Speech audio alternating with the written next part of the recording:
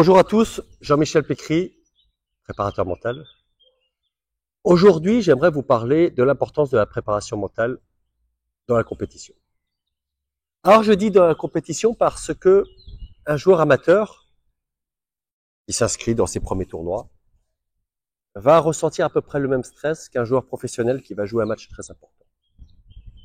À la différence près qu'un joueur professionnel, il aura déjà fait 100 matchs, 200 matchs, 300 matchs. Il aura déjà des habitudes. Ou un joueur amateur qui joue quelques tournois par-ci, par-là, va subir un petit peu ce stress de match. Et puis, il va continuer la compétition, ce joueur amateur, et peut-être commencer à se rendre compte que quand le match arrive, c'est un peu plus difficile de jouer comme à l'entraînement. Alors, il va chercher des trucs, et c'est un process qui va mettre vachement de temps. Qui va même peut-être décourager certains joueurs parce qu'ils vont se dire oh, la compétition c'est pas fait pour moi, je suis pas bon mentalement, je sais pas exactement pourquoi à chaque fois que je joue en match je perds mes moyens, j'en ai assez d'avoir ce stress au moment où je dois jouer. Et en fait, ce sont des joueurs qui n'ont pas réfléchi au fait que le mental ça se travaille. Les joueurs professionnels l'ont clairement compris et ils ont investi du temps. Ils se sont renseignés, ils ont essayé de chercher des solutions pour améliorer leur process, leurs émotions au match. Le joueur amateur, la plupart du temps, il va chercher des solutions du côté de la technique.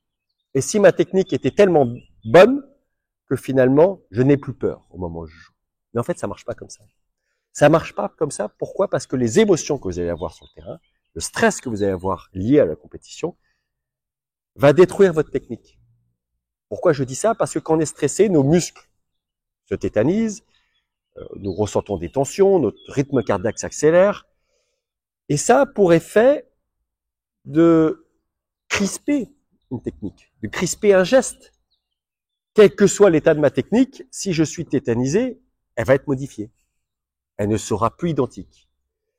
Et donc les joueurs amateurs, ou même jusqu'à un très bon niveau, qui utilisent tout leur temps de préparation à essayer de peaufiner leur technique, peaufiner des aspects de leur jeu, vont se retrouver à chaque fois démunis quand le match va commencer.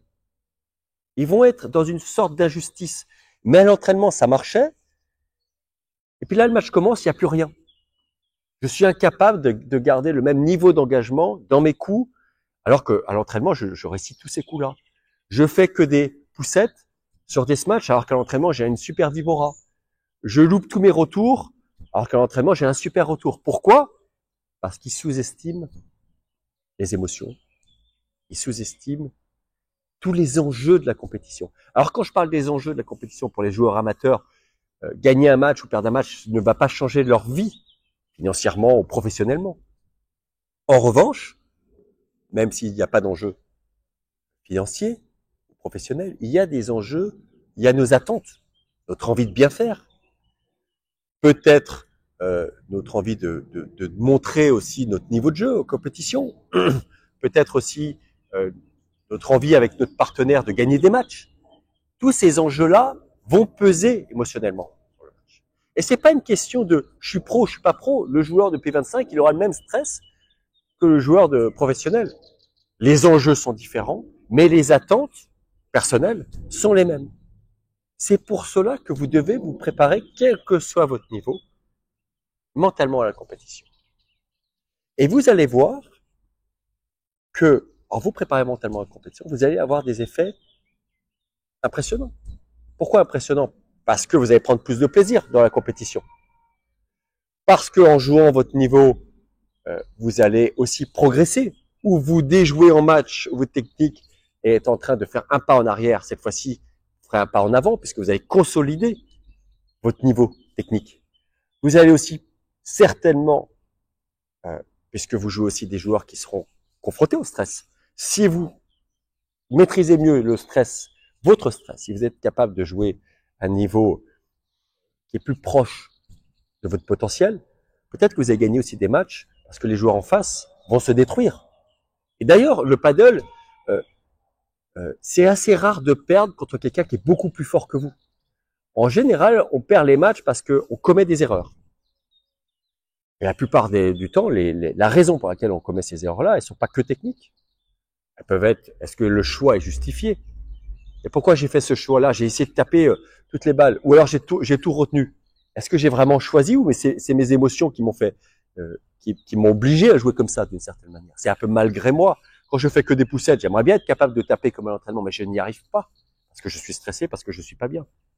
De la même manière, peut-être que j'ai aussi loupé des balles accessibles parce que mon état émotionnel, j'étais pas bien. Je me sentais pas en confiance. Je me sentais peut-être jugé. Je me sentais peut-être observé. Je me sentais pas à l'aise pour jouer cette couleur. Et donc j'ai loupé.